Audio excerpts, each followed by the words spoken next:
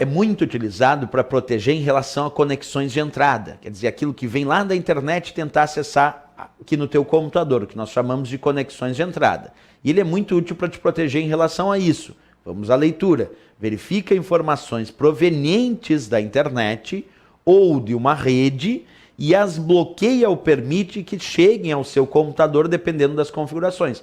Então, dependendo das configurações, o firewall ora bloqueia ou ora permite o tráfego desses dados em relação às conexões de entrada.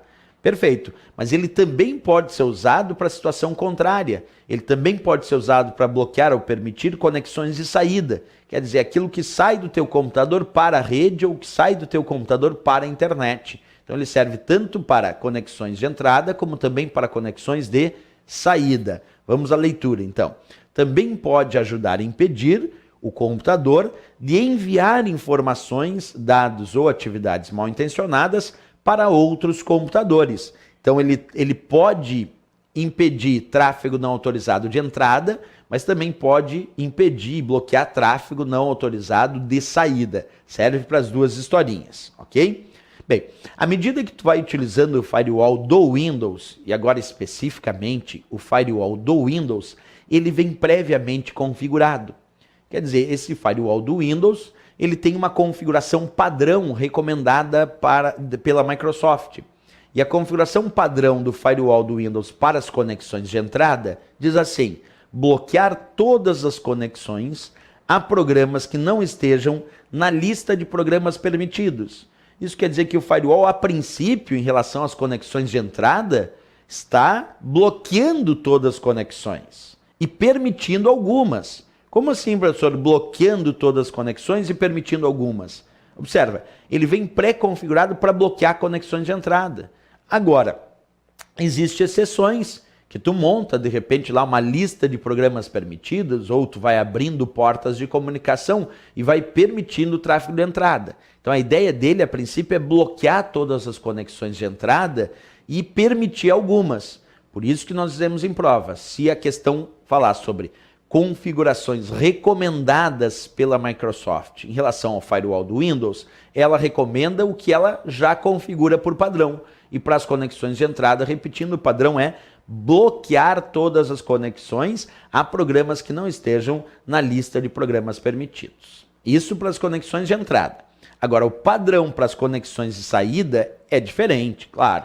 Professor, mas onde é que a gente enxerga esses padrões? Quando tu entra lá no firewall do teu Windows, aqui diz várias dicas importantes. Ajuda a proteger o seu computador com o firewall do Windows. Tá, mas aqui tem várias configurações que podem ser feitas. Eu posso deixar, por exemplo, o firewall conectado ou desconectado. Aqui, ó, deixei desconectado para a rede de casa ou no trabalho, para as redes particulares. E para redes públicas eu deixei conectado. Tu pode fazer isso, tu pode alterar as configurações do firewall dependendo da conexão de rede que ele identificar. Para cada conexão, tu pode ter configurações diferentes do firewall. Outra coisa, em relação ao padrão, se a gente for perceber aqui embaixo, olha lá o que está escrito para as conexões de entrada. Bloquear todas as conexões a programas que não estejam na lista de programas permitidos. Bem, mas professor, e as conexões de saída do firewall? Como é que ele está configurado? Aquilo que sai do meu computador para a internet ou sai do meu computador para a rede?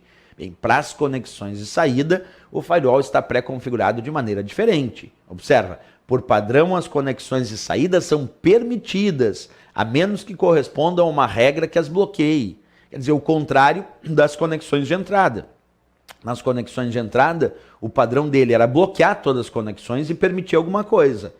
Nas conexões de saída do firewall, o padrão dele é permitir e bloquear alguma coisa. Percebe? Por padrão, as conexões de saída são permitidas. É o contrário das conexões de entrada, que por padrão são bloqueadas, a menos que corresponda a uma regra que as bloqueie. Então, tu pode pensar que as conexões de saída, o padrão é permitir e bloquear alguma coisa.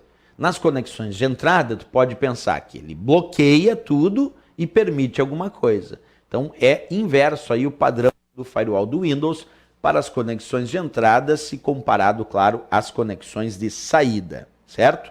Bem, Resumo da obra, ele pode ser usado para bloquear conexões entre computadores de uma rede interna com uma rede externa, mas também pode ser usado para bloquear conexões entre computadores de uma rede interna. Tu imagina que na minha empresa eu tenho um firewall e esse firewall está como uma proteção, uma barreira de proteção para os computadores do departamento financeiro em relação ao restante da rede interna dessa empresa.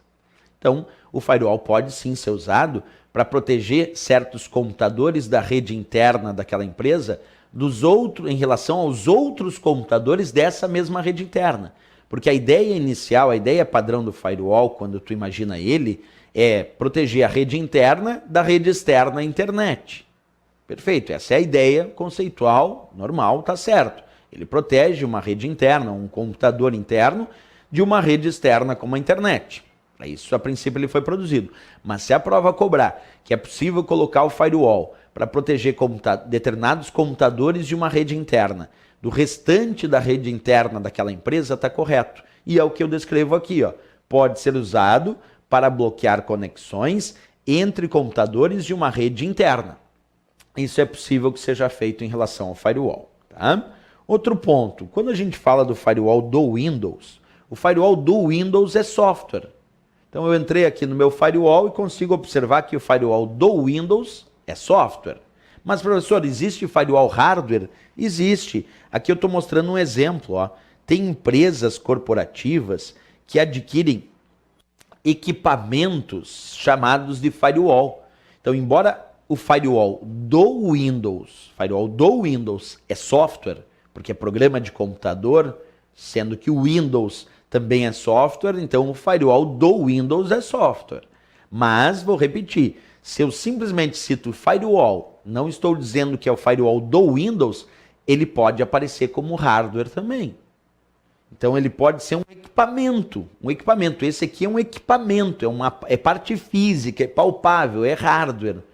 E esse equipamento é chamado de firewall. E por que ele é usado, esse firewall hardware? Quando eu quero um nível de segurança maior do que aquele obtido com o firewall do Windows, que é simplesmente software.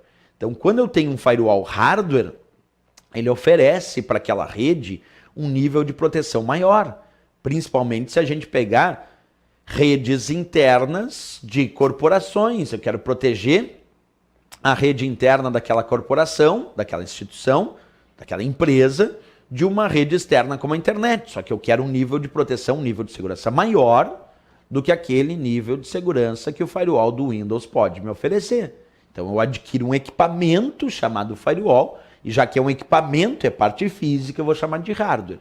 O resumo é que firewall pode aparecer como software, firewall pode aparecer como hardware, ou associação de ambos, hardware associado a firewall para fazer o controle de segurança dessa rede interna e impedir tentativas de invasão, impedir que essas invasões possam ter sucesso e controlar o fluxo de dados entre as conexões de saída e as conexões de entrada dessa rede. Essa é a ideia que a gente tem do firewall. Né? Então, repetindo aqui a informação, o firewall pode aparecer de fato como software ou hardware. Isso é certo.